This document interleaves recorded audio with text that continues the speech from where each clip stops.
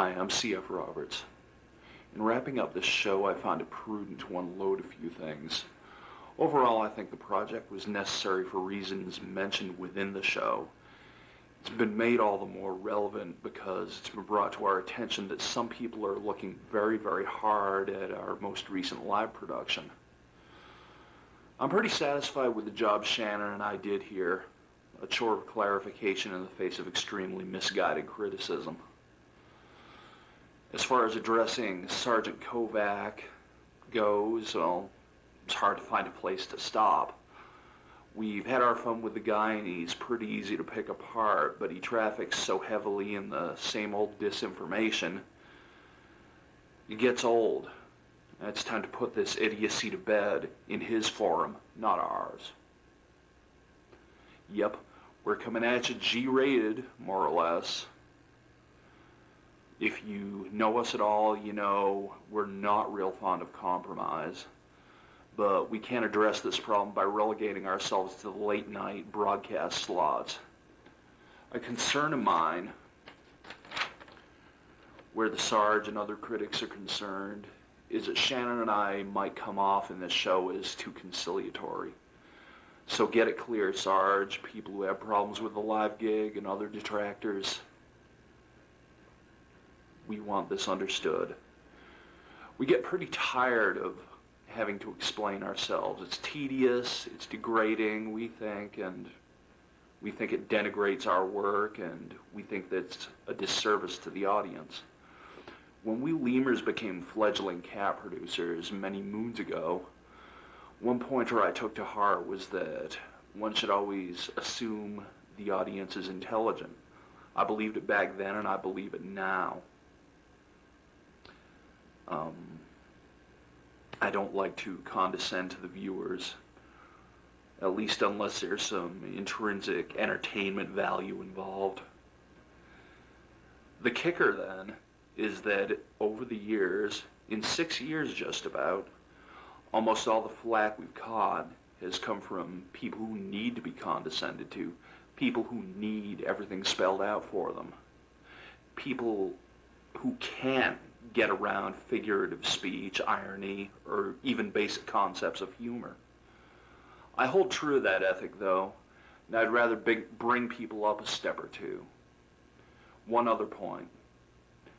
Since we devote much of this show to clarification, we're not cussing, putting on an act or whatever, I want it understood that we're not backing down from our bad attitude, nor are we apologizing for what we do in any way. We will not be cowed or bullied by fascists, and we do not apologize for our art or for who we are. And if you want to try to tread on us, rest assured and consider this document the proof. We will fight back, and we will do it well. Let her rip.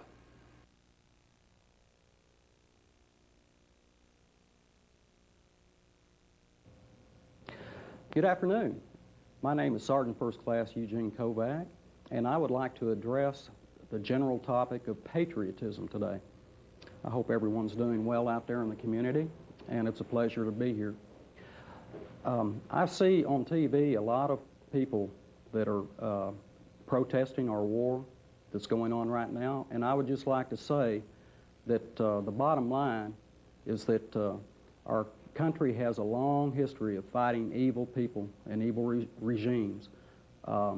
Especially, I think we can all relate to that it began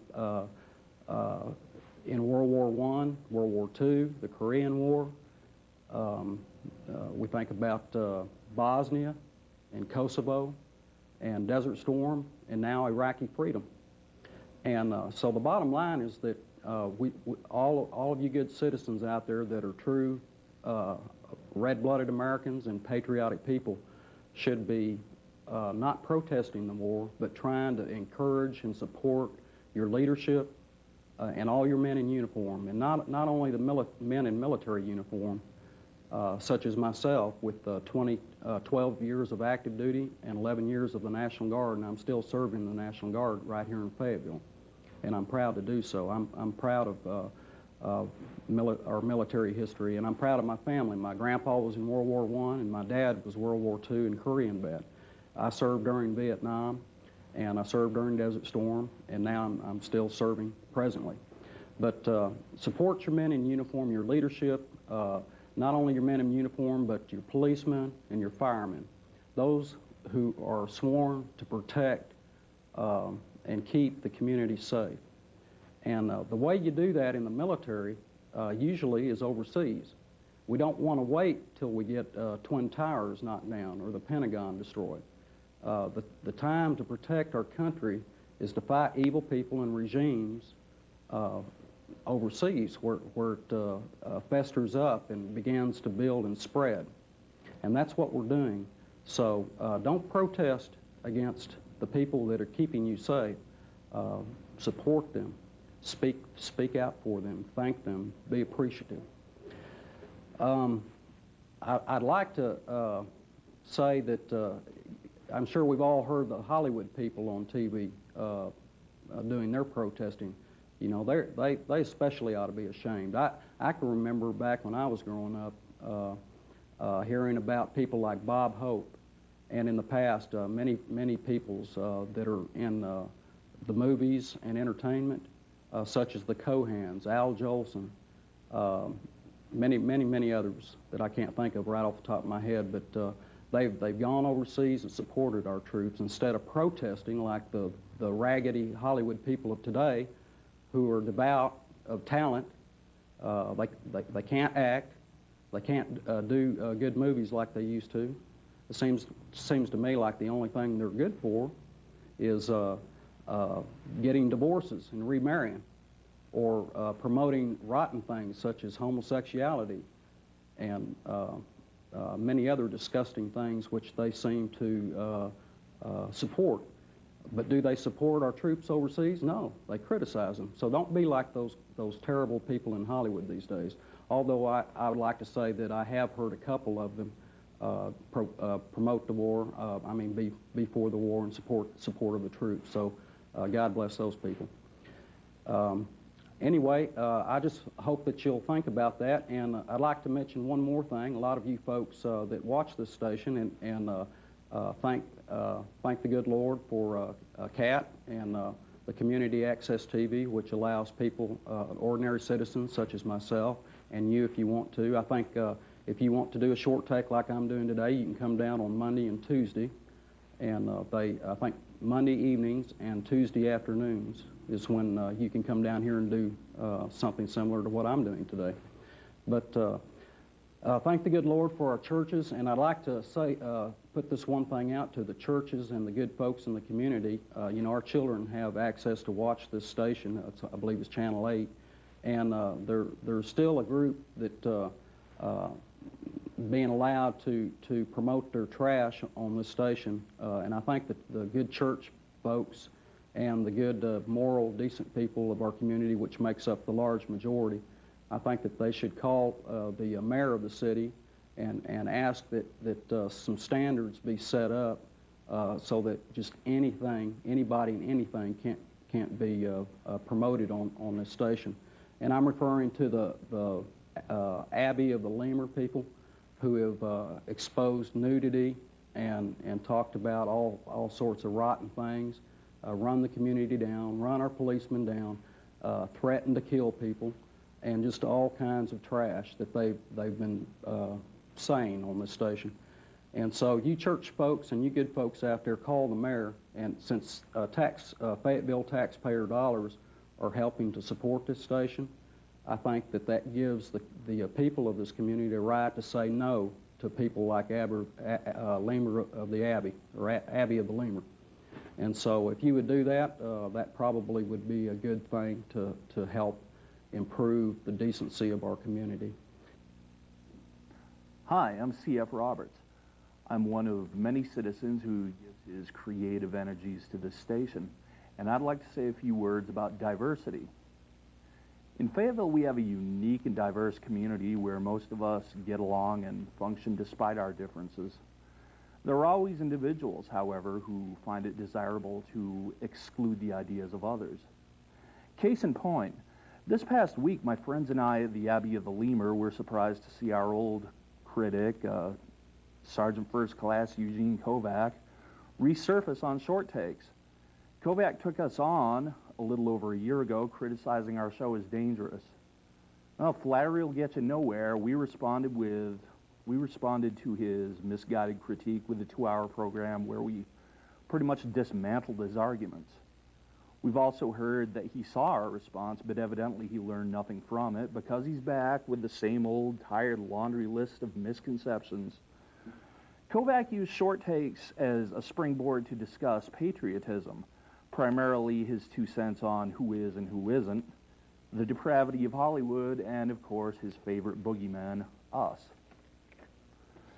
The Sarge went as far as to encourage a grassroots hate campaign against us, a sort of populist jihad to get us thrown off the air.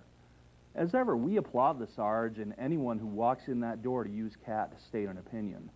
But we can do without the Gestapo tactics. Isn't it funny how those who bray the loudest about the virtues of America can be the furthest away from the American ideal? Sergeant Kovach might call what my friends and I create trash, and we might consider his ideas simplistic, bigoted, and puritanical. But there are a contingent of similarly minded people in the community. Like the rest of us, they're entitled to their opinions, and they have the right to express them. But I'd like to call your attention to one simple thing. Who here is acknowledging a person's right to be, and who is trying to whip up a mob to deny others the same right? Interesting paradox, huh? I'm going to take the high road here and promote inclusion and diversity, a scary thing to some folks. Much of life's best lessons, to cop a pop cultural motif, can be learned when you're in kindergarten. Bullies are always bullies, and you can usually tell the good kids from the bad kids on the playground by looking at who's willing to play nice and share their toys and who isn't. CAT is truly a reflection of Fayetteville's diversity. You can hear from guys like me, and you can hear from guys like the Sarge. You can hear from groups all across all kinds of cultural, political, and religious lines. You get to hear from protesters, too, and all stripes of dissenters. You even get to hear from a few homosexuals, as the Sarge likes to call them. And you can agree, disagree with, or join any of these groups if you wish. In conclusion, I'd like to say the Sarge gets an A for being a guy with an opinion he's willing to express, and he does a good job of promoting this facility for public use. But he and his ilk need to learn to tolerate, and they need to learn to share. Thank you. After watching Short Takes over the last couple of weeks, I felt compelled to weigh in on the free speech issue. Sergeant Kovach and others who share his opinion tirelessly lobbied the Fayetteville city government to step in and ban certain programming on community access television. Sergeant Kovach makes the assertion that since taxpayer money is used to partially fund community access television, that the taxpayer somehow has the right to determine what can and cannot be shown. This is patently false. The freedom of speech is a constitutionally guaranteed right. It is not reserved only for those who hold moderate views.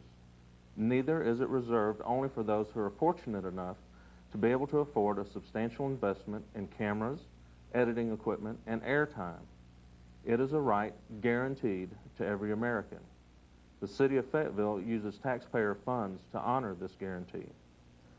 Sergeant Kovach says that he believes in free speech, but fails to realize that for many, community access television is the only forum they can afford.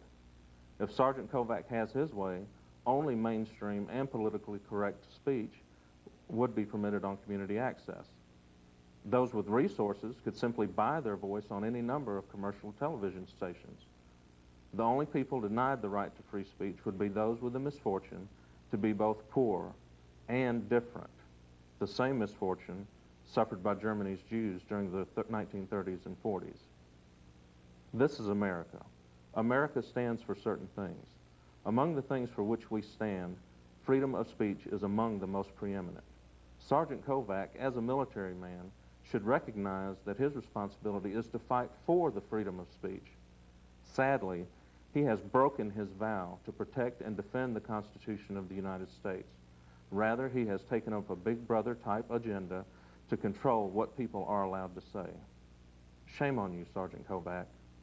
And anyway, I just like to say that I'm a 100% patriotic person. My grandpa served in World War I, my dad in World War II and Korea, and I served during the Vietnam era. And for a lot of years, I served my country faithfully.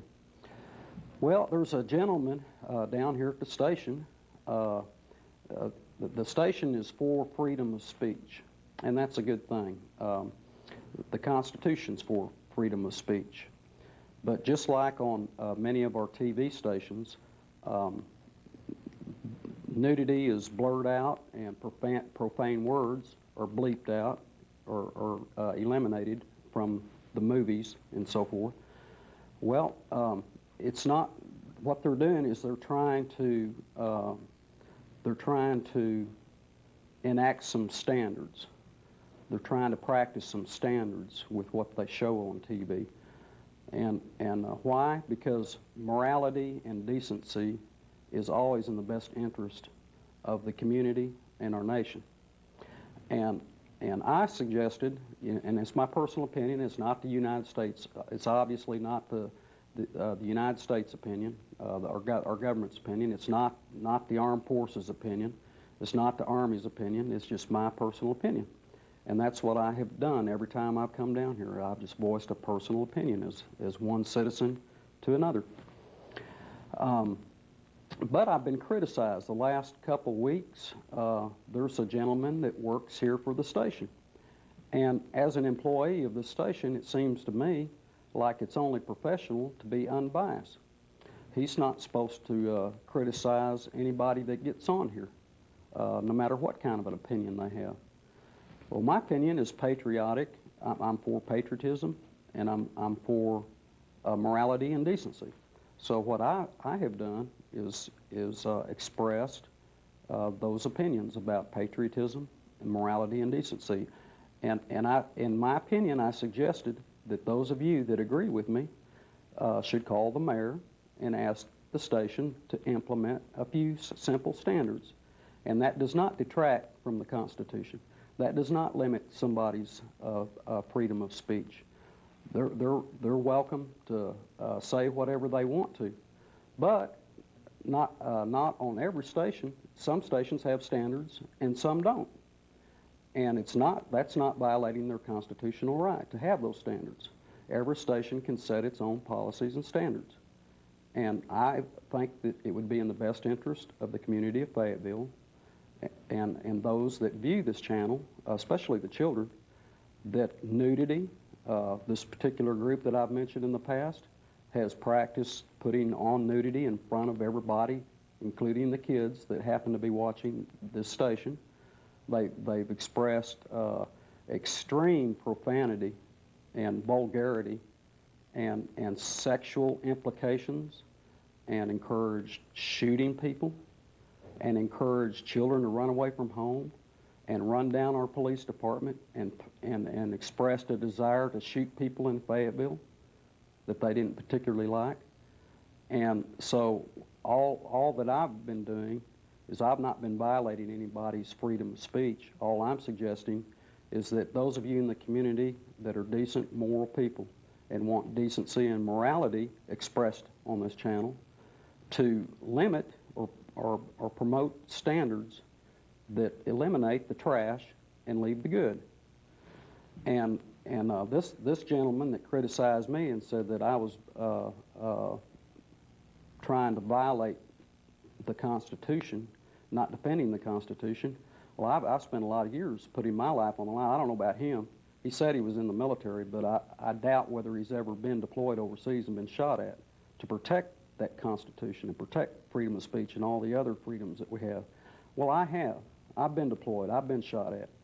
And I put my life on the line to protect those very things, and for him to tell everybody out there and name me by name and say that I'm violating my oath to protect the Constitution, well, that's just not true. And I say, he said shame on me, I say shame on him for running down a patriot that's put his life on the line to protect the very things that he accused me of not protecting.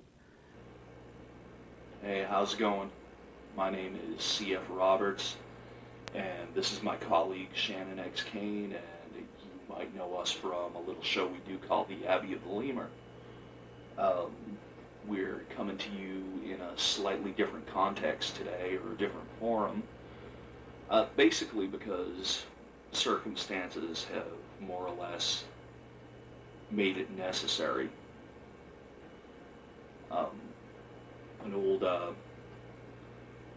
An old adversary of ours has come out of the woodwork, and that old adversary being Sergeant First Class Eugene Kovach, and has been airing his dirty laundry about us on short takes. It's kind of funny, and fact of the matter is, the Sarge first popped up and started spewing his nonsense. I think it was in November of 2001. And, we did a lengthy show pretty much dismantling all his arguments and putting him in his place and smashing down his criticisms, but he's back with the same criticisms. And Shannon, I think you made the best analogy, where it's kind of like watching a bird fly into a closed window again and again. Sure, it's like watching a mentally challenged dog running into the same parked car and flattening its face over and over. And you... The first couple of times you feel sort of sorry for it. Well, at first it's hilarious. Then you start feeling sorry for the poor animal, and then after that, well, you know, the animal only brings it on itself, and after repeated bouts, and say euthanasia would be recommended. Yeah, careful.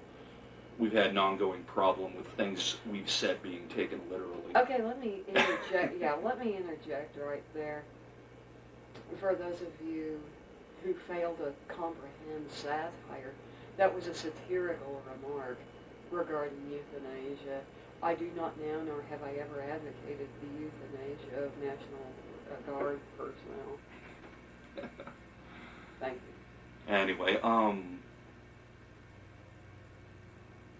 Anyway, such as it is, we've already smashed all this guy's arguments. We did it back in early 2002. But evidently it did no good, because the arguments are still being made. We'd be inclined to just kind of laugh it off, except that we have Except that some of the charges are rather serious at this point. Yeah, and we've used so many different techniques. We have ridiculed him. We have taken the moral high road. We've lampooned him. We've reduced him to an utter laughing stock. We have been vulgar. We have been polite.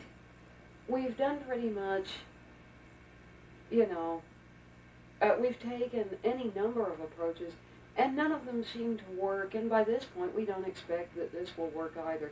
But mainly we're here for the purpose of clarification only. Yeah. The trouble is that the guy is haplessly spreading his BS is one thing, but the fact that he's pretty much on the air 3 times a day, all week, doing it for several weeks in a row, is a bit of a problem, and it's a bit hard to combat that kind of nonsense. So we're going to have to pretty much just come out in a forum, and I want y'all to notice that we're sitting here in a totally G-rated forum that can be shown at any time of the day. We may be dealing with frank and mature themes, but we're going to do it as nicely as possible. A lot of people have asked us, Abbey of the Lemur, you guys are so vulgar, you guys, throw around the bad language and whatnot, which is one charge that the Sarge threw at us, and, there are probably a couple of reasons for that. One being that we're just ordinary folks, and that's, to one degree or another, the way we talk. Another thing is vitriol is our vehicle. And one other thing, and unless you're looking at things the way we see them, which is at the arc of our entire 6 years on the air,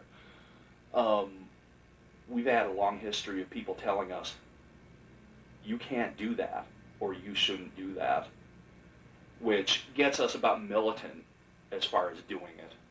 So Sure, nothing makes you want to pull something off, like somebody telling you that you mustn't do it, that you can't do it, and that legally you can't do it, when legally we most certainly can.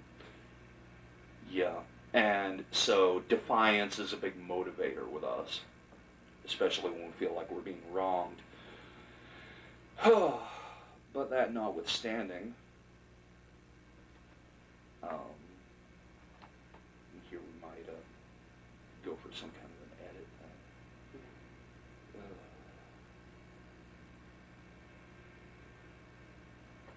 We're going to have to address this Joker bit by bit and just play it out for everybody and say exactly what we think and tell you exactly what's going on.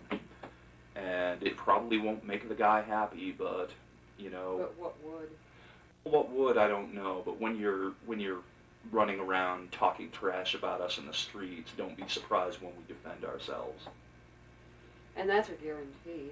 When you come talking trash about us, we do respond. And you better know whereof you speak if you want to get in the ring with us.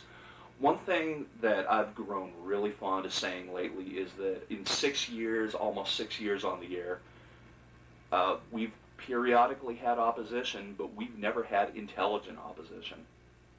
And Sergeant First Class Kovach is unfortunately a great example of non-intelligent opposition. And we're not saying that the man lacks in basic intelligence. We're saying that his arguments regarding us are not intellectually sound. And they're ill-informed, and many, many other things. But we're going to pick that apart momentarily. Okay. One thing I want to clarify in here is basically the fact that if we were to insinuate that the guy was telling lies about us, probably nobody would be more shocked by that statement than the Sarge. Because I really don't think he believes that what he's doing is lying.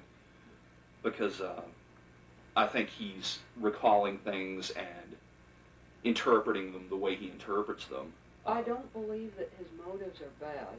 I do believe that he feels that what he is doing is genuinely in the best interest of the community. However, what he is doing is tarring and feathering this aspect of the community because we are the community, because we are as much a part of the Fayetteville community as anybody else out there, and he wants to say, let's get these people off the air, let's make public access television nice and G-rated for the community. And we say it again and again, but it bears repeating. We are part of that community, and we have as much right to these airwaves as you do. And there are a lot more of us than you will think. There are a lot more of us than you would think. There are so many of us it would make you cry. But we want to go through the laundry list of things that this guy has said about us and answer them bit by bit. From his short takes back to his show in 2001, here are a few things that the Sarge has claimed regarding the Abbey of the Lemur and claimed that we have said. And we want to clear up some of the distortions here, since he's been spouting them 3 times a day all week in front of plenty of people who could misinterpret what he's saying. One big claim is that we have, quote-unquote, exposed nudity in front of everybody, quote-unquote, including the kids. And that's a very big claim with him, is doing stuff in front of the kids, blah, blah, blah. And what a quaint way to put it, exposing nudity. Yeah. And we have run nudity. I mean, guilty as charged. We have run Nudity on the air, however, it is nudity that is absolutely legally permissible. Because I believe that, well, I know for a fact that any of the shots that we have shown are within our legal bounds to show. So we have shown nothing illegal. We have certainly shown nothing any worse than what you would see at night on any of the major cable outlets. And we are not doing it in front of the children. And do we really have to say this again? Yeah. If your children are watching our show, which airs between midnight and 1 a.m., sometimes later, if your children are up in the middle of the night watching our show, it ceases to be our problem. It is your problem. Your shoddy parenting is not our problem. And I want to just inject a little bit of legalese here, and people might find this rather enlightening, because as much as people are like, isn't that against the law? How can you do that? How can you broadcast that obscene stuff that they do? Blah, blah, blah, blah, blah. Well, I got a few flashes for you. We know the laws. And when we talk about obscenity, here's what it says, and this is the FCC's definition of obscenity. This is a legal standardized definition of obscenity and how to judge obscenity. Okay, obscene speech is not protected by the First Amendment and cannot be broadcast at any time. To be obscene, material must meet a three-pronged test. One, an average person applying contemporary community standards, and this is what fools try to hang us with, must find that the material as a whole, note the words as a whole, appeals to the prurient interest. That means it gives you a happy.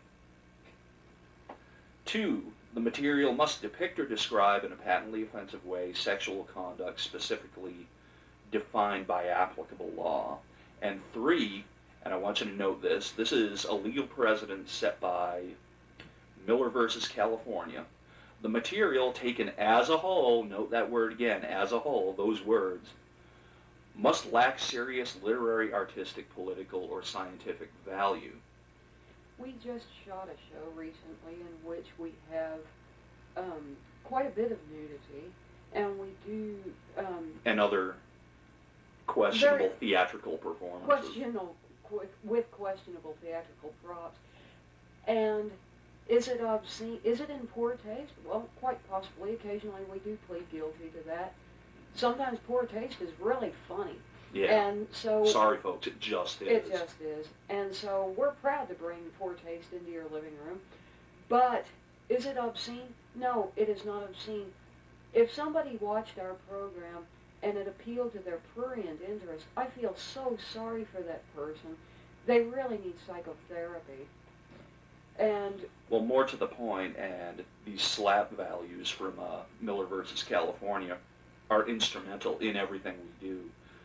Because, by and large, you cannot look at anything we've shown and not find artistic or political commentary in it. With this standard, there's no way you can call something obscene if it has literary or artistic or political or scientific value. Since pretty much everything we do has and can be proven to have artistic merit and political commentary, anyone who wants to hang us for being obscene, well, you're up a creek, pal. Yep. That's all there is to it. And black and white, cut and dry. If you want to nail us for obscenity, or attempt to, because you'll never do it, you will have to look at what you are doing by curtailing our right to freedom of expression. If you take out some of the things that you deem obscene, then you are treading on our artistic, political, and literary merit. There are moments when we do not have one without the other. You have the inflammatory material combined with insight, and we like to think of that as something like a nice note wrapped around a brick and thrown through your window. And sometimes that's the only way certain people get a message anymore. And so we're glad to throw that brick through your window. But don't dare peg us for obscenity. Yeah. We also have not only Miller versus California, but we have Burroughs' Naked Lunch trial as a precedent, and many, many others. And if you want to look at any of our influences or heroes or anything like that, well, a good many of the people we look up to and that we draw from artistically are people who have been in these exact same battles. Mm-hmm. And the laundries of Henry Miller and William Burroughs, Lenny Bruce, whoever you want. Oscar Wilde. Oscar Wilde. Although his case was somewhat different. But. Yeah. Just people who pretty much had, were given the shaft because of their artistic expression, and, well, we can now read their stuff today because fortunately they tread that path, and usually at great cost to themselves. And that's what inspires us. And it stands the test of time. It stands the test of time, and it's what inspires us to do some of what we do. But another thing, okay, blah, blah, blah, doing all this in front of the children. Another thing that, okay, if you can't call us obscene, you can definitely call us indecent. Now, as far as legal rights go, cable and broadcast TV are two totally different ballparks, but basically, indecent broadcasts, quote unquote, are restricted to what they call the safe harbor hours, which is 10 p.m. to 6 a.m. And we, despite his claims that he saw one of our shows in the afternoon, and I'm not sure what that's all about. That's deranged is what it is. We, as a practice, air our programming only late night during the safe harbor hours. We can be seen at other times of the day, but only with material that works within a primetime framework. Kind of like what we're doing now. Kind of like, now this could be aired at any point and probably will be. I do short takes that could be aired at any time of the day, and we have material that we do that's totally straight, and maybe I don't feel like broadcasting that at 2 in the morning, but the things that could be deemed truly indecent or profane, yes, they run during safe harbor hours, so you have no complaint. You don't have a leg to stand on. Yeah. Well, I guess judging from... You have a crutch. They're called your children, but that's not our problem. Yeah. Now, our co-producer, Andrew Lucarello, who has pretty much said anything on the subject he cares to say, did actually engage the sergeant in some conversation, and I guess it was an amicable conversation. And apparently the notion of safe harbor hours didn't fly with the Sarge, and he said something to the effect of, well, it's not like that. And basically, with this sort of demagoguery or mentality or whatever, if you would say that, then there would be no applicable time. There would be no time for adults to broadcast shows for adults or do adult-oriented stuff. And one thing I'd like to say, and I've said it before, and I'll say it again. Look out. It's okay for adults to watch adult programming. We don't all have to watch Barney the Dinosaur. Why? Why do some of these people think that everyone is thrilled by programming that would appeal only to the mind of a 5-year-old? I'm an adult. I like to watch programs made by adults. I like to watch clever, amusing, and yes, sometimes indecent programs for adults. And I don't have a problem with that, nor should the community. This is not a community of children. We've got things all topsy-turvy, and you're saying that the only people in the community are children. Well, that's garbage. The community is run by adults, and so I don't personally have any problem whatsoever running adult programming for adults. And it's not a crime to be an adult, and it's not a crime to want to have entertainment that could appeal to to the adult mind. Mm-hmm. All right, but I want to go over a laundry list of some of the other stuff this guy's said about it. Some of it's stuff he's been saying for years. Some of it's stuff that he said a couple of years ago.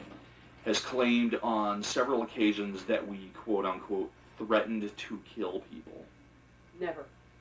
We have never threatened to kill What is anybody. this crap? Yeah. We've made probably comments in poor taste and off-colored jokes, but I challenge the guy to point out any time we have actually talked about going out and killing someone specific. I mean, that's ridiculous. And we have made jokes, you know, And another thing this guy doesn't get, okay, you go out on TV and threaten to kill somebody. I'm going to kill you, whatever. I mean, first off, that's illegal.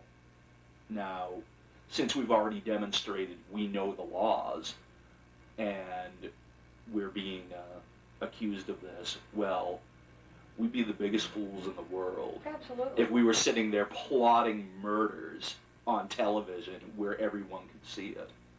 How bloody, what kind of a moron would do something like that? Well, how bloody stupid does this guy believe that we are? If I were going to kill somebody, I certainly would not be doing it in front of a viewing audience. You know, and you know, and he says we threaten to kill people. We have made comments, and I myself personally have made many comments that could be construed. The other thing that gets us in trouble, aside from so-called prurient interest material or obscenity, is the violence that we have. And guilty. Okay, I've said some very violent things. However, it is not a specific reference. I am going to kill a certain person on a certain date. You cannot find an instance where I said that, because I didn't. And we're not that way. And we have we make... Only a moron, in my opinion, could watch the show and listen to what we say and take that literally. We tend to joke in sort of a broad way. Yeah, probably the thing that hangs us with a lot of people on that is literalistic thinking, and I want to go off on a whole section about that maybe later on. But is the fact that we have, I mean, outside the vulgar language or the bad words or whatever, we do have, our style of speech is kind of vitriolic and colorful, and because we're writers, and that's pretty much just naturally part of our speech, we tend to be rather euphemistic in the things we say. But to me, I think that anyone with the mental capacity above a 5-year-old can listen to that and understand it. I always understood it as a kid. And I understood as a child when my mother used to rather gently wrap her hand around my neck and say, "Kid, I'm going to kill you." I didn't really believe my mother was going to kill me. I thought that I should stop whatever behavior pattern that I had, and I should stop that right now. But I didn't believe that my mother was really going to come in the night and cut my throat. And well, it was like, I remember when my kid, you know, it's like when my mom said, "I'm going to throw you through a wall," you know, just, I never thought she was going to really throw me through a wall, you know. No. And, you know. what the hell are people thinking? I don't know. But that and... Well, it's more dualistic thinking, the black and white, the absolute lack of ability to differentiate between shades of gray. Coloring and nuance in speech is absolutely lost on these people.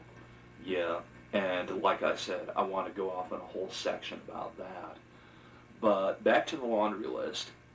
Adjacent to that, he says we encourage shooting people that we, quote-unquote, didn't particularly like. Well, it begs the same argument. Yeah. If I really wanted to shoot somebody I didn't like, I would go up and shoot the SOB. I would not advertise the impending hit on television. I mean, that's absolutely absurd. Yeah, and an important thing here, okay. And I think the clause also, people that we don't like,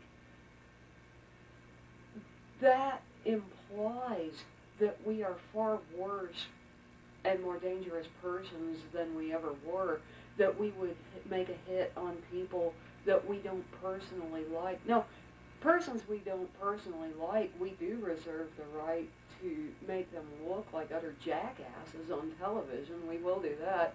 But as far as killing somebody, there's nobody I dislike that much. Yeah. I don't have the energy for killing. I really don't. We've got better things to do. Sorry, Sarge. It takes too much time. But let me see. And we could go off on a bunch of things there. Okay, threatened to kill people, expressed a desire to shoot people in Fayetteville, yada, yada, yada, same old stuff. And he says that we, quote-unquote, ran down the community and, quote-unquote, ran down the police, whatever that means. I don't know what that means. What is running down? Running down the police, I don't feel that I have run down the police. I did make an appearance in a police costume. It's obviously a costume. I mean, you know, the badge is like from a dime store or something. And Yeah, didn't it have a picture of Tony the Tiger on it? It didn't, but it should have. And yeah, the hat and the shirt was not an actual Fayetteville police uniform shirt. It was a discarded security guard uniform.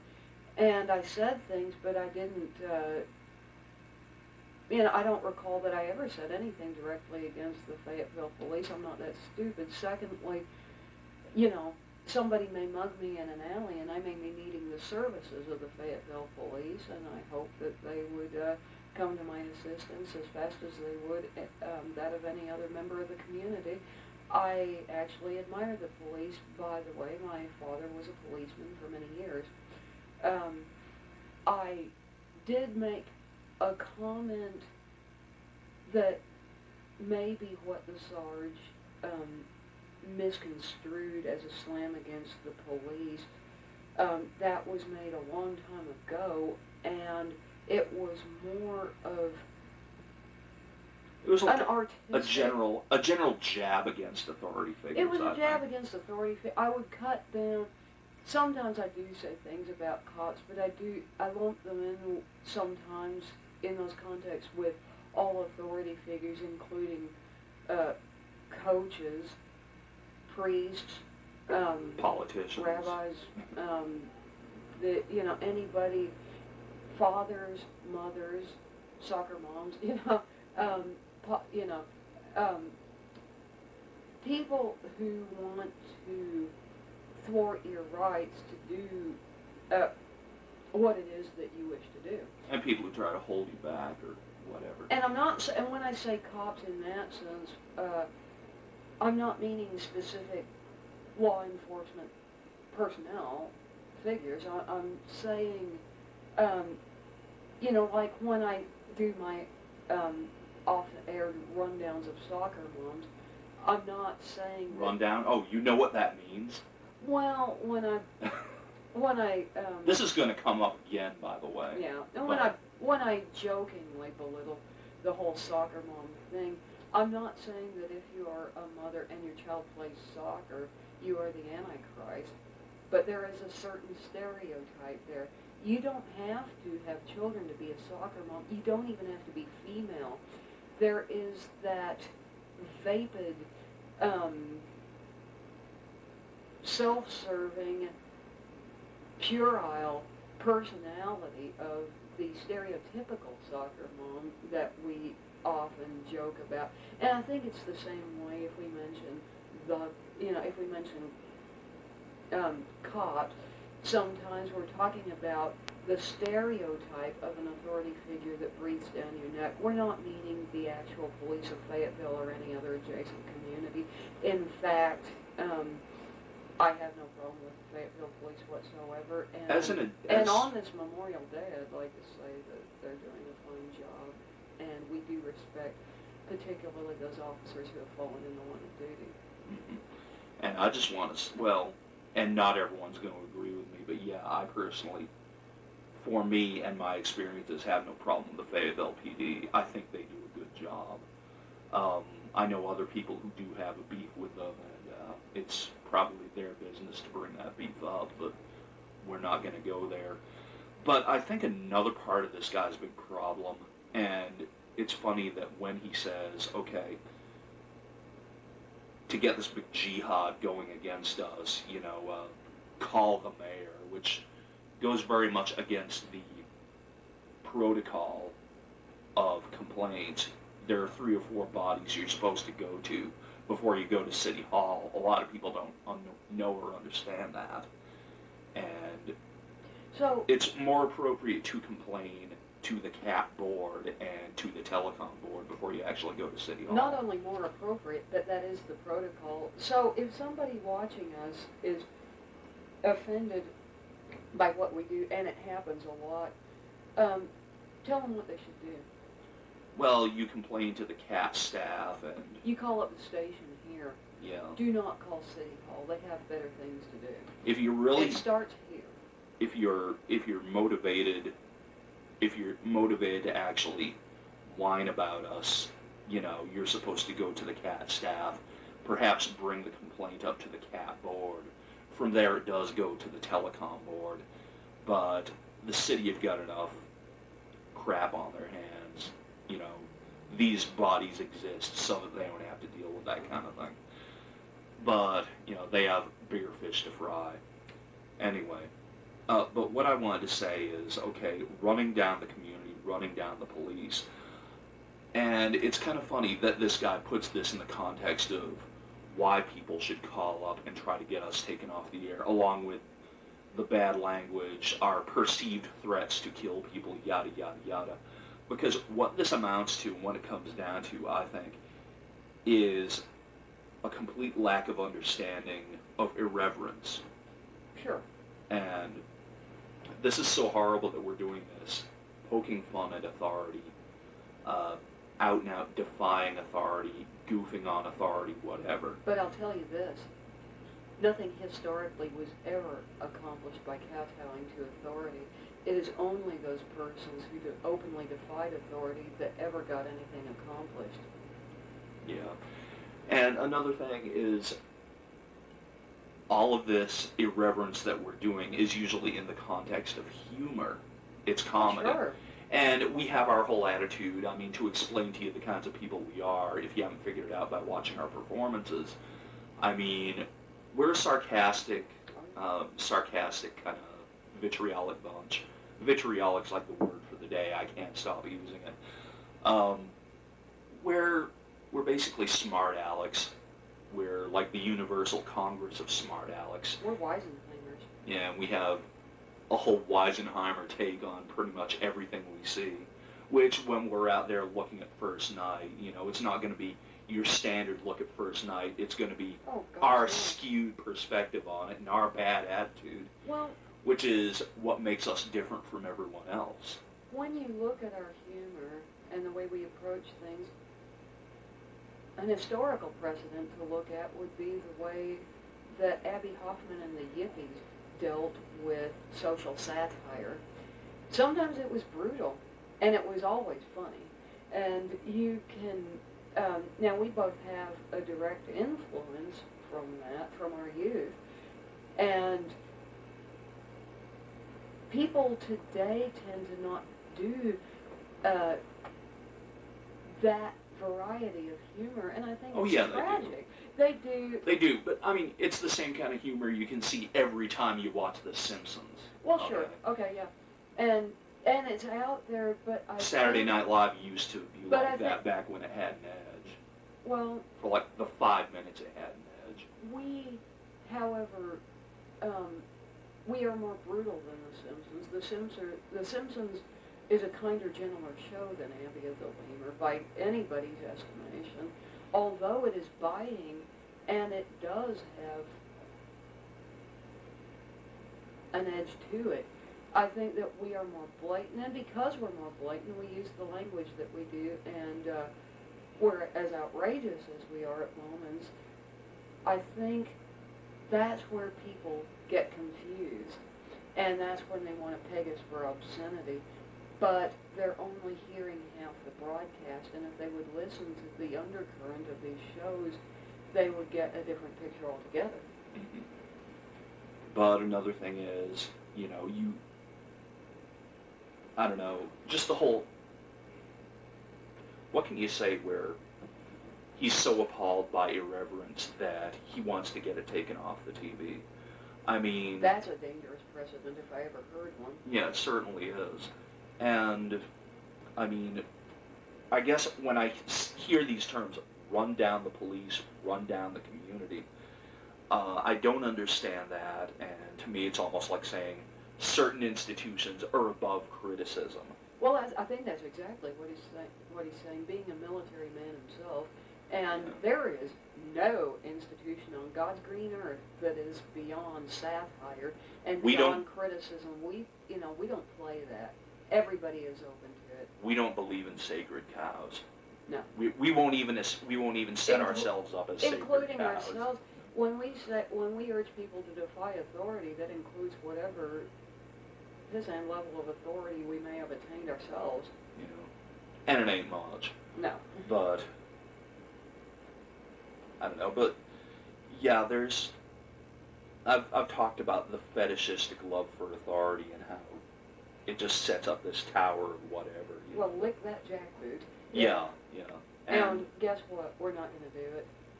And there's more on the whole criticism thing that I could go on here, but I'm going to hold off. Well, it's just that when we see somebody behaving like a pig, we'll call it for what it is. Yeah. But let me see. I mean, back in the day, he pretty much referred to the show as trash, and like I said, yada yada yada. Well, Miller versus California. Sorry, we can prove with the greatest of ease the artistic merit of everything we got and everything we've done. and he says trash like it's a bad thing. Go watch a John Waters film. Yeah. And those were damn funny, by the way. Oh, man, and there is a certain level of trash that is absolute genius. And the earlier films of Waters, I think, are one of those things. There is camp, and there's kitsch, and there's trash that is absolutely magnificent. And, hopefully we've achieved at least a fragment of that level of trashiness and kitsch and camp. He refers to Which the show goes back as to trash. irreverence. Sure, he refers to the show as trash, but there are some moments when I say, absolutely, it is trash.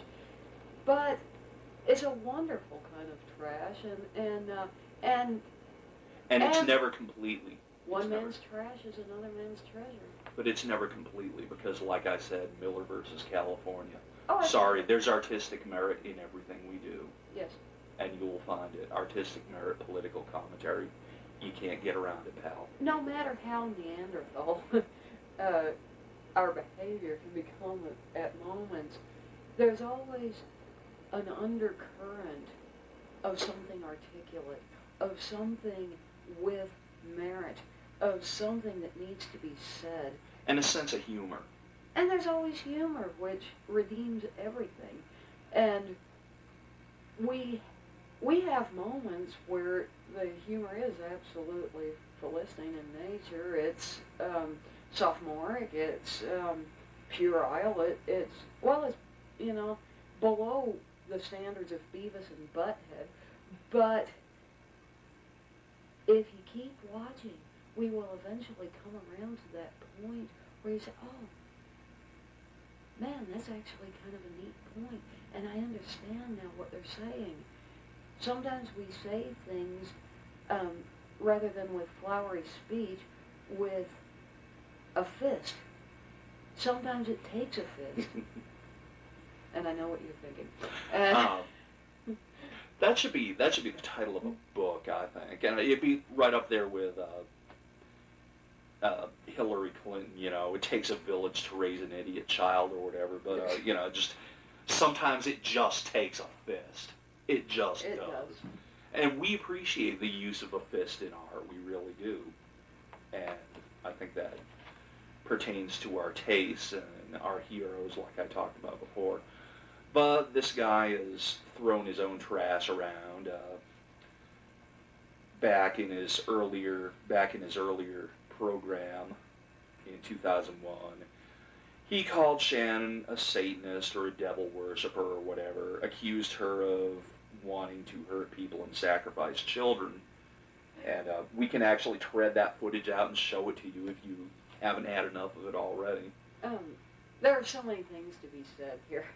He also talked about illicit sex, or us looking for illicit sex, and pretty much insinuated, and sorry, nothing gets by us, pal, insinuated that we were sexual predators of some sort. And we resent that. Absolutely. I mean, and especially those of us involved in the show who were actually victims of sexual predators and molestation and that kind of thing. you know, there are so many things. Back to the charge of Satanism. No, I am not a Satanist. However, I don't have a problem with Satanists, and I know a few. And I don't particularly have issues with that, but it's incorrect. And I am, in fact, a member of a certain Christian church. And so, and I've said it on TV how many times now, I'm not satanic.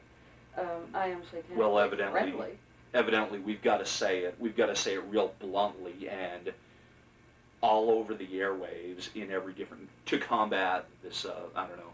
Like I said, he'd be surprised if he were called a liar, but what he's saying basically is the equivalent of a lie, because it's... Well, it is a lie, because he said I was a Satanist and I was a Satanist, and I am not a Satanist, in fact. But... Well, he took an image and ran with it. That's the whole thing. And what he's referring to is I was wearing a satanic T-shirt, and I... Well, was it a satanic T-shirt, or was it just a great joke?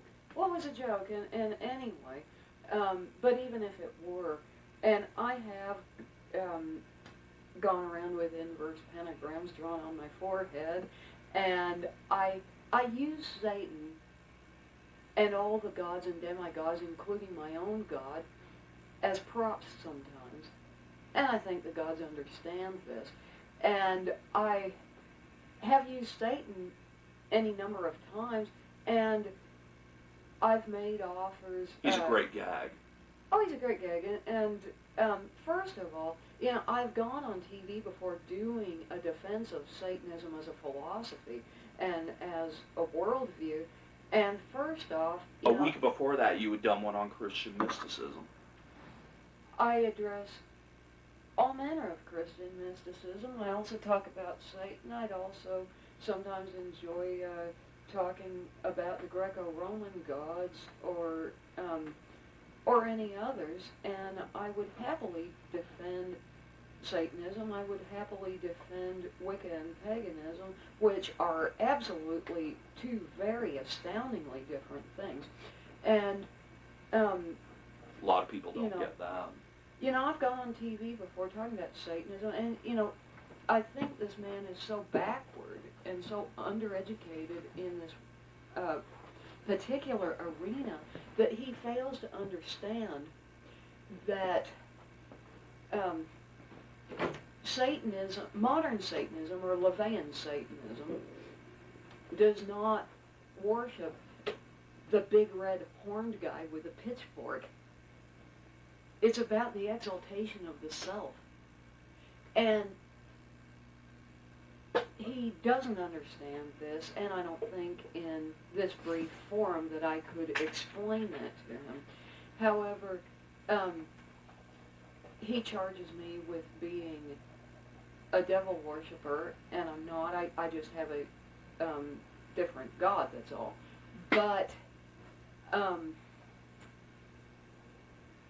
But again, he says that like it's a bad thing, and you know, and then he goes on with the tired old argument of my wanting to sacrifice children or people or animals or something. You know, sacrifice of anything is not a proper satanic concept. Satanists do not sacrifice anything. It's actually against their principles. Why sacrifice, you know, when you can be taking from life's rich bounty? They take. You know, sacrifice? No, that's not even on the map. That the man accuses me of being a Satanist is one thing, but to insinuate that I want to sacrifice children is just absolutely ridiculous and offensive. And stupid that you would actually come out and advertise doing something illegal like that on television. Yeah, and, you know, when is he going to get it through his head? I have no interest in children. I don't have children. I don't want children. I don't like children. So, you know, so I'm going to go round up Fayetteville's children for sacrifice? That doesn't mean I have to deal with them. I'm not interested, you know? And I don't care about your children. I so don't care. And any time that I've implied an interest, it is purely satirical, believe me. Mm-hmm. Well. And again, there's always the whole thing about context, and people never get the context. But, I don't know, or certain people never get the context. A lot of other folks that we've spoken to get the context completely and enjoy it. Well, the vast majority of comments about this show have been positive. Yeah. And, you know, anytime we go on the air live, I mean, the calls just flood in. I think, yeah, the live gig we did recently, 43 calls. That was the tally. But, oh, there was another one in here somewhere. Oh, yeah, this was one, and he brings it up again and again, and it's the stupidest thing in the world, but says that she encouraged children to run away from home. I did not. And when I'm talking about, I did make a reference to the bliss of seeing your hometown in your rear view mirror. I'm talking about when you hit that level of maturity that comes at whatever age it may come for you, when you finally get to escape. And I don't care if you're from New York City or if you're from Podunk, Arkansas, whatever your hometown is, it sucks. Yeah. And you want to see it in the rear view mirror. You want to get out, and you know, especially, I mean, anyone, most people I've talked to, you know, who have joined the military, a good chunk of them do so. Why? To get out of their podunk town. Oh yeah. And one other thing is, and the guy's so hung up on children, and you're encouraging children to run away. The term, and he was really appalled by it, but look at the town, look at your town in your rearview mirror. What does that connote? Hello? You're driving away as an adult. You're driving in a car. You are old enough to drive a car. And if you're old enough to drive a car, guess what? You're probably old enough to escape your podunk town. Now, one thing I did, you know, I think, and I'll go off on this at a later date, probably on a short tape, I do think the cult of childhood in America has is absolutely, you know, okay, childhood has been prolonged to an absolutely ridiculous stage, and I think there is no sane reason why an intelligent 14-year-old should not be able to manage the affairs of an apartment of their own. But for most people, I left home at 16. Many people are 18. Some are older than that still when they leave. I think it's a relative thing, whatever age that you are and that you leave and go out into the world on your own, you know, when you hit that self-sufficiency, I do think it's a glorious thing to see your hometown in your rear view. I'm not saying never come back. I'm saying that there is a wide world out there. And it's called growth. Yeah, evolve. And yeah. So I've heard parents say to me what is just a horrible thing. Well, my kid went to the same school for 12 years and they know everybody in this little town and everybody knows their business. I'm so sorry. That's horrifying. I went to no fewer than 14 different elementary schools, and I traveled, you know, and that's just the grade school part of it, and I traveled around and I did things, and it was like every new place I came was a new discovery. It was wonderful. And I think children are done such a disservice with sameness. Well, we got to get that child on a routine. Oh, balderdash. Routine, a routine is for the absolutely unimaginative spirit. And so seeing your tired old hometown, and like I said, your hometown may be Manhattan, you know, whatever your hometown is, don't you want it?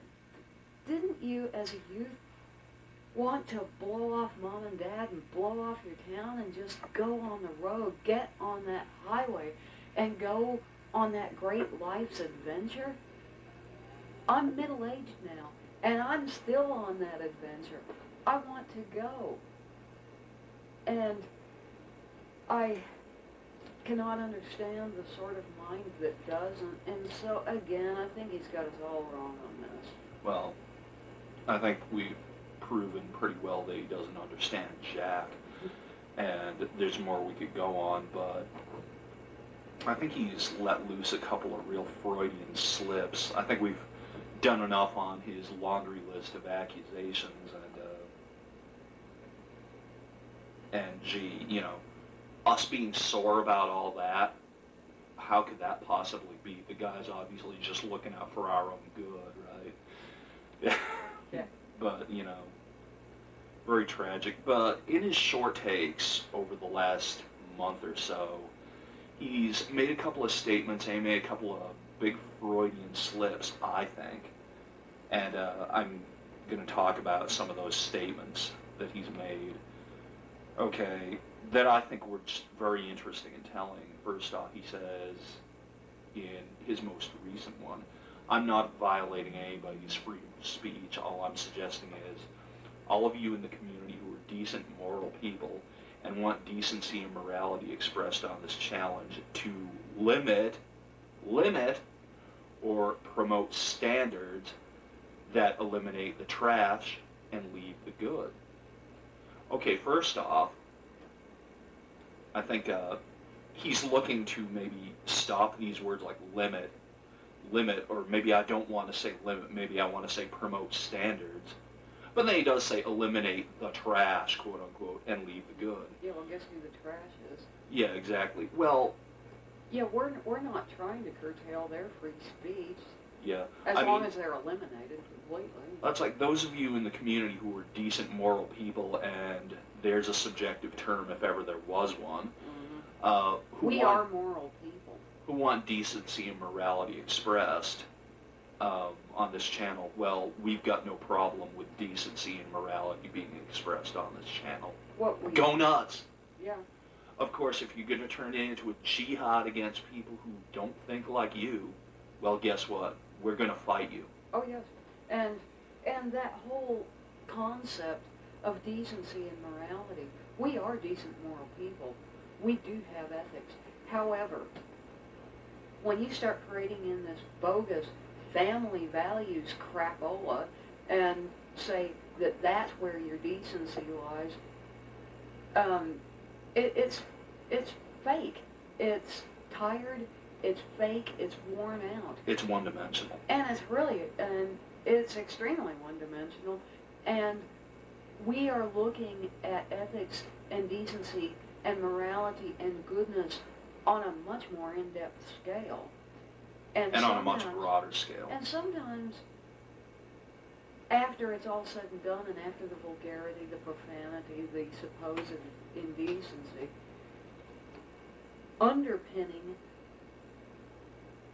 what we have to say in the broader sense, there is a lot of sheer goodness and decency, but it's not the kind, it's not the thing, it's not the behemoth, it's not the soul-sucking juggernaut that you are raised to believe is decency.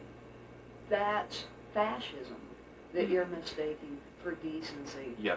Now I wanna point out this contradiction, because he says I'm not violating anyone's freedom of speech, but half the sentence down he says he exhorts the quote unquote decent moral people in the community to limit, not violating anyone's freedom of speech, but limit and eliminate. Those are his direct quote. That's a direct quote. Those are his words. Eliminate people like us. Who's threatening who? Yeah, who's threatening who? But let me tell you something. Decent moral people would have no interest in limiting our free speech or eliminating us from the airwaves. Decent moral people are not about that. What he's talking to is he's appealing to a sense of faux decency, the faux morality, which means... And phobic. And phobic, and xenophobic, and homophobic, and he's talking about, instead of decent moral people, just insert witless dullards here, and, people lacking imagination. Who exercise the same rights we do, and we encourage that, by the way. If anybody wants to come down and and we have always congratulated the Sarge and any of our other detractors on having the nerve to come down and say these things. And if people want to express a worldview that's contrary to ours, if somebody wants to come in and preach a fundamentalist sermon on how we're personally going to hell, God bless them. that's all right. Yeah. Go for it. But As long as you extend to us the self-same right to freedom of speech. you want to take a leap off that hypocritical cliff, we're going to call you on it. Another thing he says, and this was back in an earlier short take he did, he made the statement that he says, thank the Lord for CAD, because they allow any citizen, someone like me or whoever, to come up and say what they feel. And then he turns around and says, the decent moral church-going people in the community who make up the large majority of the community, and I could go off on that, but I'll hold off. He says, to ask that standards be set up, and another Freudian slip here, so that not just anyone, not just anything, and that's a quote, anyone, anything can be promoted on this station. Well, the whole concept is that anyone can use the station. And he exhorts that on one level, but turns around and gets hypocritical on it again. Not just anyone. Sorry. Yeah, nuh-uh, pal, it doesn't work that way. And we could also, now we get to go off on the fact, the quote-unquote large majority, and the idea that what the large majority, whether it is or not, whether the people he's exhorting to go on their little lynching here are really the majority or not, and whether they are or not is irrelevant. Yeah. Because the concept of public access is not about tyranny of the majority. It's about autonomy. It's about everybody's got the same rights. All people, all views get to be heard. Unpopular or not. Uh-huh. And they want us to keep things safe for this alleged majority, but I'm not interested in that. That's not my worldview, and that's not what I wish to promote. In fact, if I did promote such a thing, then I would be a complete artistic sham. Mm-hmm. And we'd have to bury our heads in shame for not challenging worldviews. Well, for violating our own decency, morality, and ethics. Mm-hmm. But, okay, let me see. And he has some other things, of course. Leonard Collins came out and did a short take and criticized him. And the Sarge gets very angry over Collins critiquing him as a defender of the Constitution. And he says he's been deployed and shot at and questions Collins' military record. Well, I for one won't question the fact that the guy loves his country, and I won't question the fact that he's been deployed and shot at, but I'll question whether he understands the Constitution he allegedly defends or not, and I don't think he does. Well, it's very blatantly plain that he doesn't. Yeah, he contradicts himself all over the place, and we pointed that out. And in all honesty, this is something that I've brought up, and I'm going to bring it up again. And I don't know, he's talked about how he's gone to war for the Constitution and all this other stuff, and he isn't violating anyone's freedom of speech, but yet, in sitting here bashing this other guy, you know, my military record's better than yours, which, you know, there's a brilliant piece of work, but, which, is rather silly, I think, but he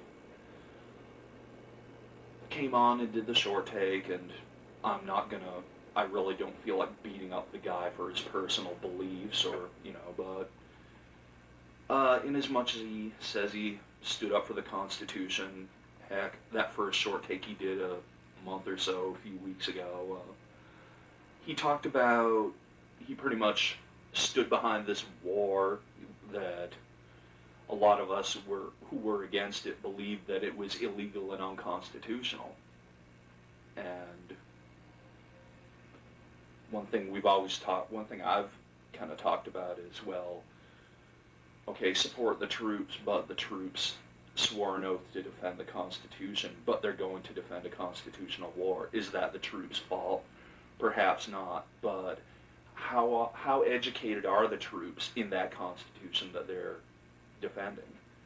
And judging from the responses, you know, from his statements, I would say not terribly. But I don't know. That's not their fault. That's not his fault, probably. But I don't know, that's just my own 2-cent opinion, and you can have it for 2 cents. And again, he criticizes Collins for, quote-unquote, running down a patriot. And, you know, again, what's all this running down crap? Okay, near as I can figure, it boils down to the fact that there are some things and some people that are just above criticism. And sorry, you know, we don't buy it for a minute. Everybody is open to critique. Yeah, and so running down, apparently that's a bag on criticism. And, you know, in that earlier short take, he talks about, you know, the depravity of the Hollywood set, and those who were, do they support the troops? No, they criticize them. Well, actually, I'm fairly familiar with the anti-war movement, and I've never heard anyone criticizing the troops. They criticize public policy. There does seem to be this problem with criticism. Criticizing, well, there's a problem with perception, first and foremost. I don't know. Running down certain institutions, running down a patriot, blah, blah, blah. The idea that you can't criticize anything, or if you do, you're somehow unpatriotic, or something, you know, and people get scared by that. They get cowed by it and just go back into their little holes that they popped out of.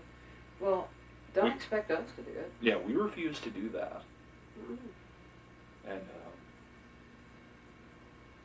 by, I don't know, by virtue of anything, we refuse to do that, and we just won't.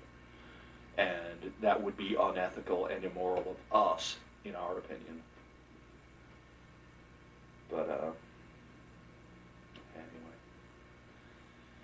But I really don't want to beat the guy up for his beliefs or anything like that, because he has a right to express them. And that's fine. But, I don't know, when it comes to when it comes to us, like I said, if you want to challenge us, you better know whereof you speak. Oh, let me see here. Is there anything else you care to comment on personally? Well, yeah, there's a lot of things I care to comment on personally. However, for the sake of brevity, I think that I'll do another prepared statement and come say a few things. You know, we talk about Sergeant Kovach, but it's not just him. I mean, we get emails and different, we get word from people who think that what we're doing is just terrible. And it all comes down to an essential failure to understand what it is that we're doing. And they lack this understanding, yet they feel free to go broadcasting their asinine assumptions. Mm-hmm. And, and then they wonder why we issue rebuttals or why we do something like this. And I know that there are people right now looking at the last live program that we did and picking it apart for controversy, and it does contain some controversial material. I'll be the first to admit that. They're not going to find obscenity. Mm-mm. They're going to find adult themes and adult-type entertainment, but they're not going to find anything that could legally be construed as obscenity. It's protected speech, and It that's is all there is to protected it. speech. And so, sometimes we like to come down and do these types of shows in which we're are somewhat dropping the veneer of comedy and coming and talking to you straight on, because we are performers much of the time, and much of what you see might be an extension of our personalities, but we are performers, and when you see us on TV, usually we're performing. Well, I've had people tell me, when they've met me, they express great surprise that I'm actually polite. And that really bothers me in some way, because it's like, well, naturally, but they confuse what I may be doing in one moment on television to what I'm like 24/7.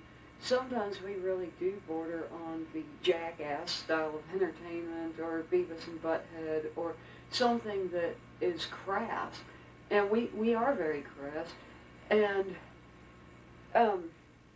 And we're smart Alex and all that stuff. oh, well, yeah. And that really is a part of our attitude. And that is a big part of it. But what we're projecting on television a lot of the time isn't necessarily the whole of our personality or the way we are 24 hours a day. Well, if I were that way 24 hours a day, I'd be insufferable. I would not maintain, the marriage I've had for 15 years. I would not, my personal friendships would suffer. The vicar would stop inviting me to tea, and so, one thing I wanted to say is that, when we keep hammering on about ourselves being part of the community, people want to talk about community standards. The community stands for decency and all this stuff, People who say that, they don't even know what the community is. They haven't even met half of the community. They've drawn this kind of one-dimensional picture of what they think a community is and who it consists of. That's very important. Well, in the 80s, Jerry Falwell told us all what the community consists of, and they actually were fool enough to buy it. And, that demographic is a lot wider than you think. And we are part of the community, and, and we're an inherently nice part of the community. But yes, we do this crass entertainment, and we are vitriolic, we are bitchy, we are funny, and sometimes people don't understand that we also have that we're multifaceted people, that we're multidimensional people, and there's so much We're more. from another dimension. Yeah, there's so much more going on in our lives, and, and yes, we can be trusted out in polite society, and we are safe to take to the symphony, and there's, people want to paint us as clowns that just couldn't be let loose in public, and that's balderdash, because when we are doing, when the cameras go off and the lights go down, we often can be found at the symphony, or in an art gallery, or in a church, or in any of those other places you like to relegate to the so-called decent people. But we are decent people, and we're there among you. We are part of your community, and we are part of you. Be afraid, be very afraid. Indeed. But one thing I wanted to hammer on, and time is growing short, we got things we got to do. But the crux of the misunderstanding, a lot of the time, the absolute crux of the problem, and something we come up against again and again and again in issues and debates like these, is literalistic thinking. And if you want to talk about the show being dangerous, blah, blah, blah, and the art worth its salt, in my opinion, should be somewhat dangerous. It should challenge the intellect. The most dangerous thing I can think of going on in America today in any kind of widespread way is literalistic thinking. Absolutely. And its perpetuation, which I think is damaging to the human intellect and to the human spirit. If you want to talk about something damaging children, there you go. Literalistic thinking, the black and the white.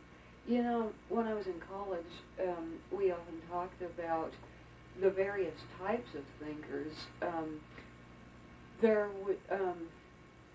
are certain psychological testing devices that can analyze a person's thought process, and on the low end of the scale is what is considered average, concrete sequential thinking. And they mean concrete in a whole different way, but I like to think of it as something you get mired down in and can't extricate yourself from. Concrete sequential thinking will kill you.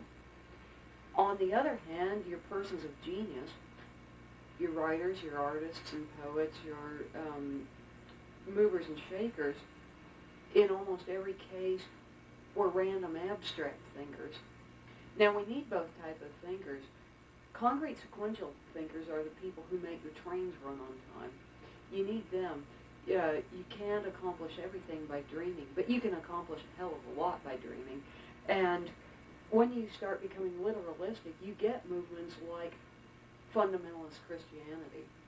You get Shiite Muslims. You get hell on earth is what you get with literalistic thinking. Things for a concrete sequential thinker are black and white. They're good or bad. Well, if you want good versus bad, go catch a 1930s Western, but and realize it for the live-action cartoon that it is. But in reality, things aren't like that. And so I was speaking to somebody about this the other day. When I was teaching a course, we had a group of students, and they're larger in number than you would think, who could not accept the assignment of writing a piece of fiction. They couldn't write a fictitious short story because their pastors had told, their fundamentalists and their pastors had told them that fiction is a lie, and fairy tales are a lie, and everything has to be truthful. So the assignment for the fundamentalists was changed so that they would write an autobiographical piece of truth. Well, another very subjective term. Very subjective, and I'm thinking,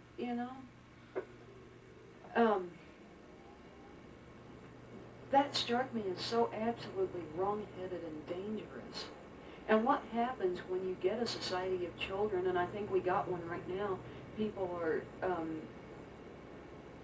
giving them a very skewered idea of what constitutes reality and truth. And you want to talk about something harming the children.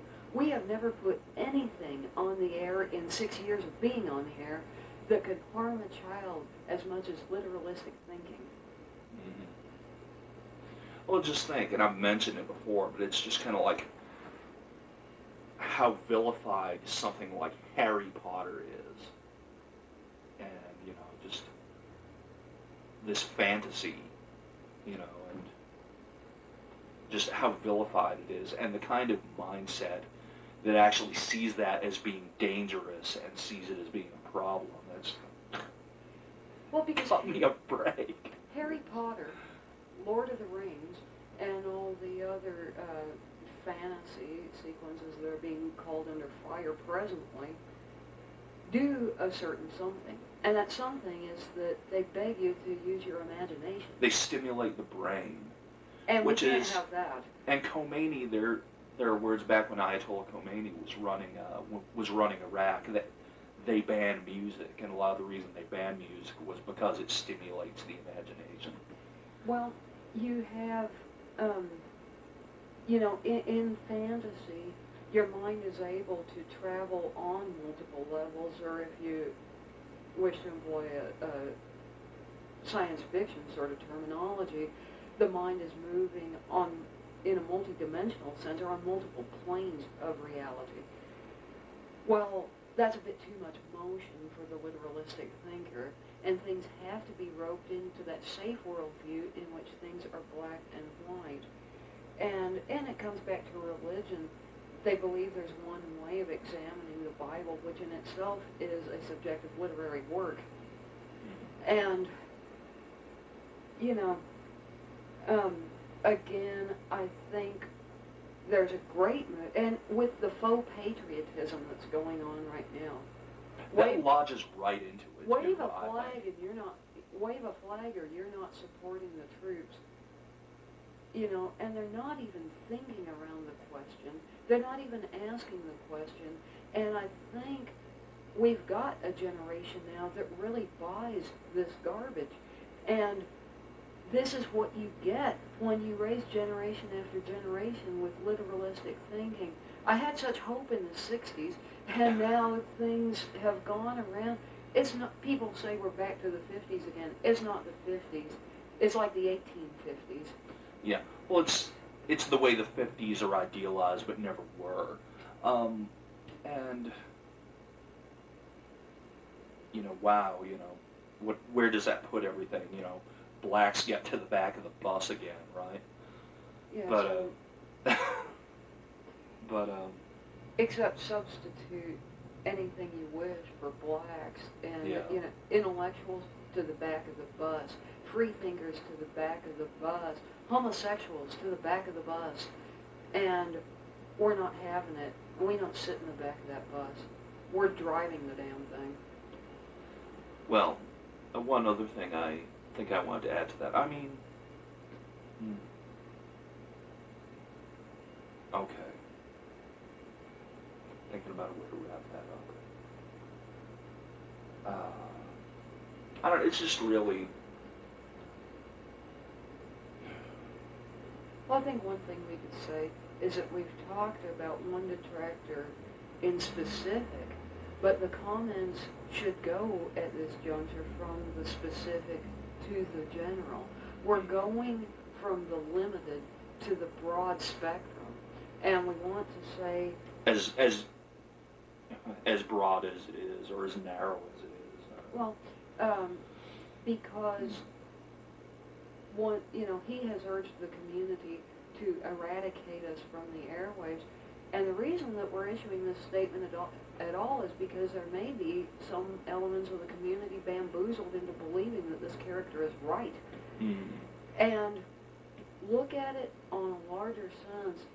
Because one man is offended, are you going to shut down a show that appeals to quite a number of people in the community? I think not. But of course, those people are really not members of the community. That seems to be the going mindset. Or at least they're not the quote-unquote majority. And I think we've ascertained, I don't know how many ways, that the majority doesn't mean diddly squat in this situation or this scenario. Okay, it's getting late and there's need to wrap this up. Again, I think that it's important to address the specific detractor because of generalizations, because he's saying things that people who aren't engaging their brain at the moment, or people who aren't familiar with our show, oh yeah, he's right. These people are doing these terrible things. These satanic, horrible people are doing these things, and they don't know, and I'm here to tell you that's not what's happening. And we can look at the voice of one detractor speaking his concerns, who believes he is speaking for the community as a whole, and he is not, but he may be speaking for just enough of a component of the community that they may feel genuine concern. And we want to tell you that although we do adult programming, sometimes but not always, that we do what could be falsely construed as obscene, that we do things that are in questionable taste. We're not ogres. We're not evil people. We're not the Antichrist. We are people with jobs who live in your community, and we have as much a right to our own particular brand of entertainment as anyone else.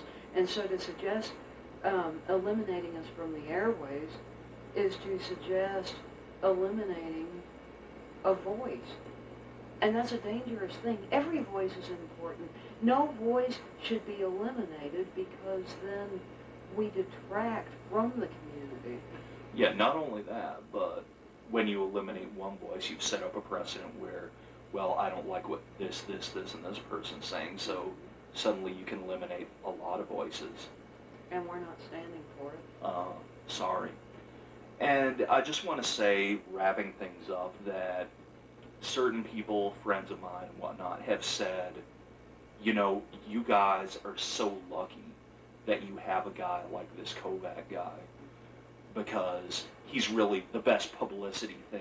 He's the best publicity machine you ever had, because his arguments are so easy to knock down and get rid of, and because it's so easy to just show him up for, you know, the crank or the fool that he is.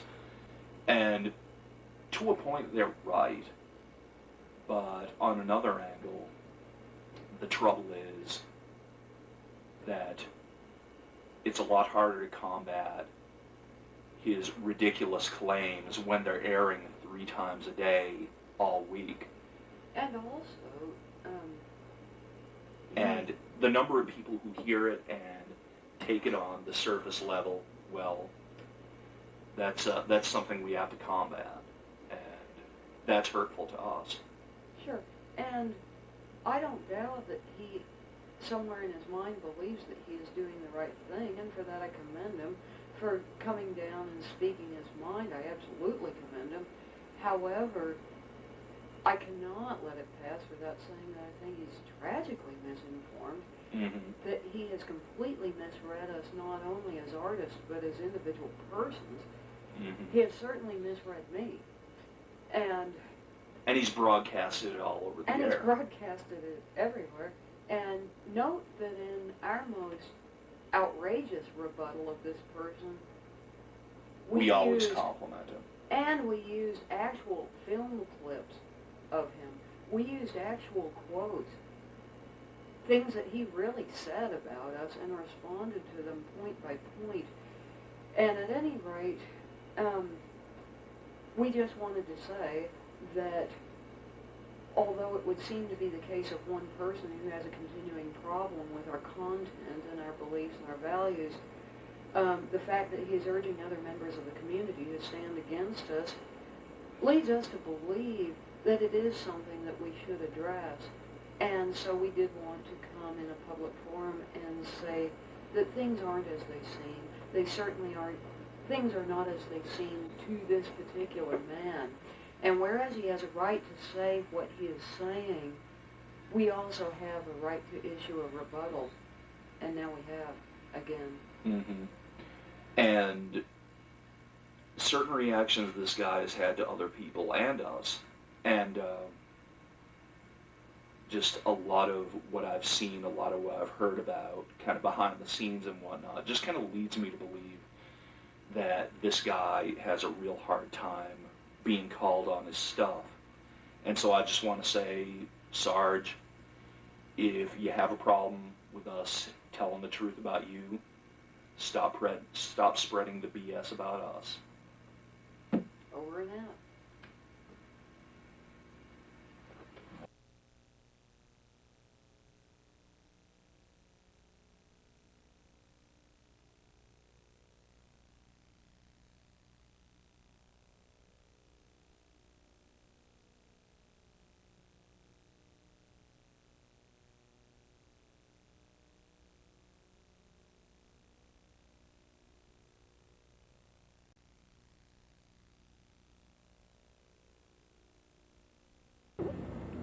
Ready?